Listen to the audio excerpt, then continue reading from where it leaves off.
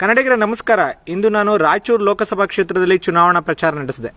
ರಾಯಚೂರು ಲೋಕಸಭಾ ಕ್ಷೇತ್ರ 45 degree Celsius ಟೆಂಪರೇಚರಲ್ಲಿ ಕುದೀತಾ ಇತ್ತು.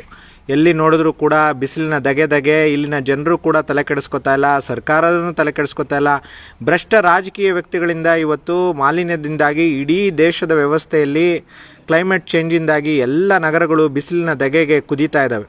ಇಂಥ ರಾಯಚೂರು ಅಂತ ನಗರಗಳಲ್ಲಿ ಅದು ಇನ್ನೂ ಅತಿ ಹೆಚ್ಚಾಗ್ತಾ ಇದೆ. ಇಲ್ಲೇ ಥರ್ಮಲ್ ಪವರ್ ಸ್ಟೇಷನ್ ಕೂಡ ಇದೆ.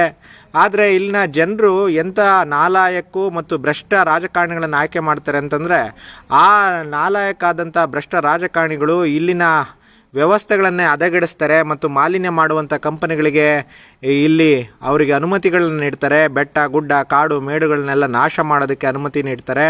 ಮುಂದಾಲೋಚನೆ ಇಲ್ಲದ ರಾಜಕಾರಣಿಗಳನ್ನು ಗೆಲ್ಲಿಸೋದ್ರಿಂದ ಏನೆಲ್ಲ ಆಗುತ್ತೆ ಅನಾಹುತಗಳು ಅನ್ನೋದಕ್ಕೆ ಇವತ್ತು ರಾಯಚೂರು ಲೋಕಸಭಾ ಕ್ಷೇತ್ರ 45 ಡಿಗ್ರಿ ಸೆಲ್ಸಿಯಸ್ ಟೆಂಪರೇಚರಲ್ಲಿ ಕುದೀತಾ ಇರೋದೇ ಸಾಕ್ಷಿ. ಕ್ಲೈಮೇಟ್ ಚೇಂಜಿಗೆ, ಪರಿಸರದ ಮಾಲಿನ್ಯಕ್ಕೆ ನೇರವಾಗಿ ಭ್ರಷ್ಟ ರಾಜಕಾರಣಿಗಳೇ ಕಾರಣ. ಈ ಭ್ರಷ್ಟ ರಾಜಕಾರಣಿಗಳನ್ನ ಬದಲಾಯಿಸಲಿಲ್ಲ ಅಂತಂದರೆ ಮುಂದೊಂದು ದಿನ ನಮಗೆ ಕುಡಿಯೋಕ್ಕೆ ನೀರು ಸಿಗಲ್ಲ, ಅನ್ನ ಆಹಾರಗಳು ಸಿಗಲ್ಲ ಮತ್ತು ಬದುಕುವಂಥ ವಾತಾವರಣವೂ ಇರಲ್ಲ. ಹಾಗಾಗಿ ಇಂಥ ದುಷ್ಟ ವ್ಯವಸ್ಥೆಯನ್ನು ಬದಲಾವಣೆ ಮಾಡೋದಕ್ಕೆ ನೀವು ಜೊತೆ ಆಗಬೇಕು. ಇಂಥ ಬದಲಾವಣೆಗೆ ನಾವೇ ಇವತ್ತಿನ ಮುನ್ನಡಿ ಬರಿಬೇಕು.